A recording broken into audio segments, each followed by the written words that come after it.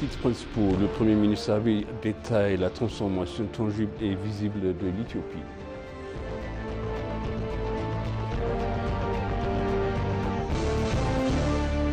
L'Union africaine s'inquiète de la nouvelle interdiction des voyages décrétée par le président américain.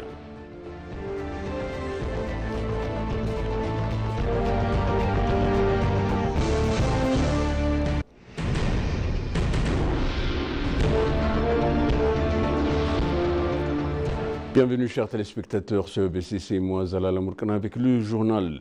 Le Premier ministre Abiy Ahmed, lors d'une interview télévisée, a souligné que l'Éthiopie connaît une transformation très visible et tangible dans de nombreux secteurs. Dans cette interview, le Premier ministre a expliqué brièvement les mesures audacieuses prises par son gouvernement pour stabiliser le coût de la vie et stimuler la croissance économique du pays. Expliquant les vastes réformes au cours, le Premier ministre a mis en évidence un mélange d'avancées significatives dans de nombreux secteurs et de défis persistants au cours des 6 dernières années. Le Premier ministre Abiy a également reconnu que les pressions inflationnistes auxquelles les pays est actuellement confrontés résultent d'un mélange complexe de problèmes structurels de longue date, de défis naturels et d'origine humaine ainsi que des perturbations économiques mondiales.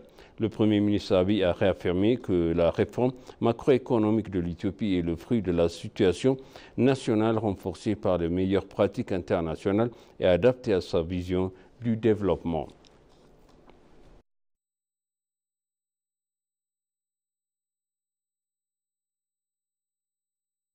La Commission de l'Union africaine a exprimé son inquiétude face à la nouvelle interdiction de voyager du président américain Donald Trump. Sur les 12 pays concernés par le décret du Trump publié mercredi soir, 7 se trouvent en Afrique et 3 autres nationales africaines sont confrontés à des restrictions de voyage. Les pays africains concernés par l'interdiction totale sont le Tchad, le Congo, le Brazzaville, la Guinée équatoriale, l'Érythrée, la Libye, la Somalie et le Soudan. Le Burundi, la Sierra Leone et le Togo font l'objet de restrictions. L'organe continental a appelé Washington à engager un dialogue constructif avec les pays concernés. La Commission appelle à une communication transparente et le cas échéant des efforts de collaboration pour résoudre les problèmes sous-jacents pourraient motiver cette décision.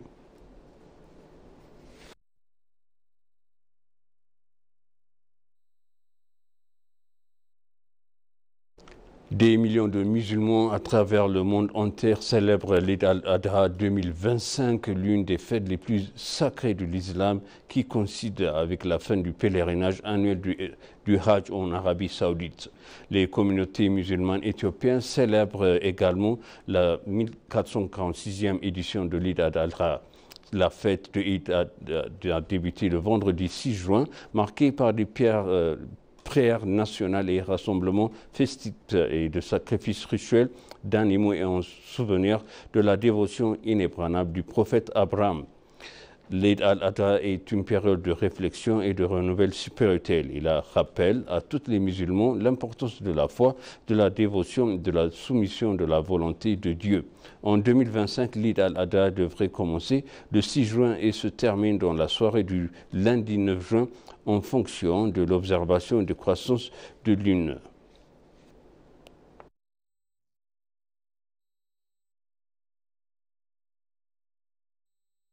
L'ambassadeur des États-Unis en Éthiopie, Erwin Massinga, a réaffirmé l'engagement ferme de son gouvernement à soutenir les réformes macroéconomiques ambitieuses de l'Éthiopie.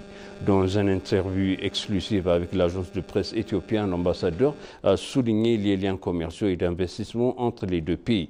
L'Éthiopie a toujours fonctionné dans un cadre économique restrictif où la participation du secteur privé était largement limitée. L'ambassadeur a salué l'audace du gouvernement éthiopien dans la volonté de redéfinir le statu quo.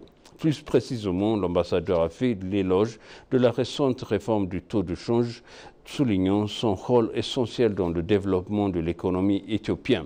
L'ambassadeur Masinga a souligné la formidable opportunité de renforcer les exportations de produits éthiopiens, notamment le café, le teff, le thé, les fleurs et les ressources minérales vers les États-Unis.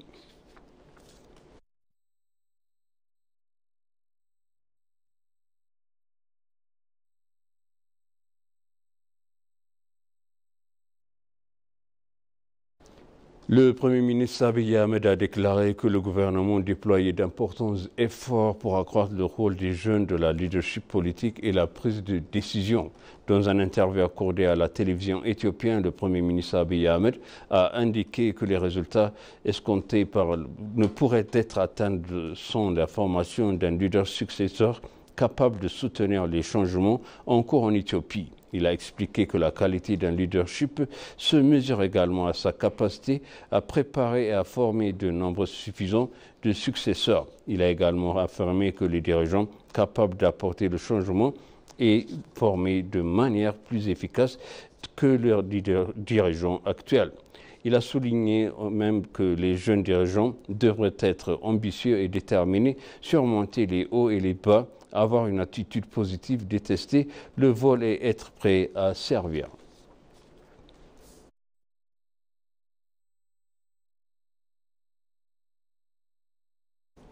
Et pour conclure le journal, la présidente de la République de Slovénie, la Dr Nasa Patrick Musar, est rentrée dans son pays après une visite officielle en Éthiopie.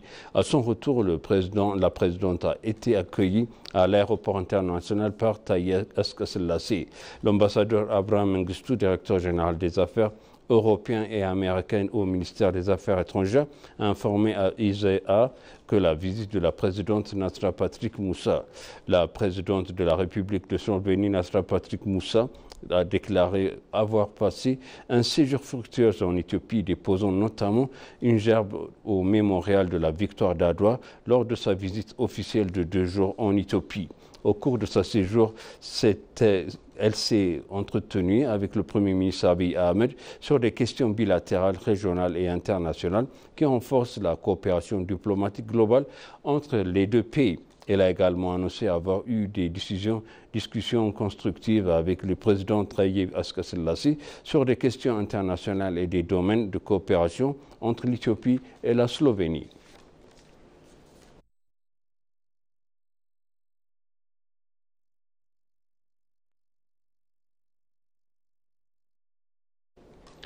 Et maintenant, je rappelle les titres principaux. Le Premier ministre Abiy Ahmed détaille la transformation tangible et visible de l'Éthiopie.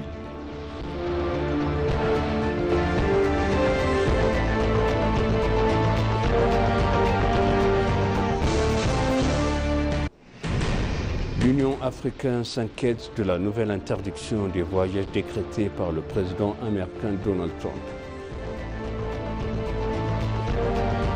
Chers téléspectateurs, sachez le journal, c'était moi Zalala Mourkane avec vous, je vous souhaite une bonne suite de programmes et bon week-end.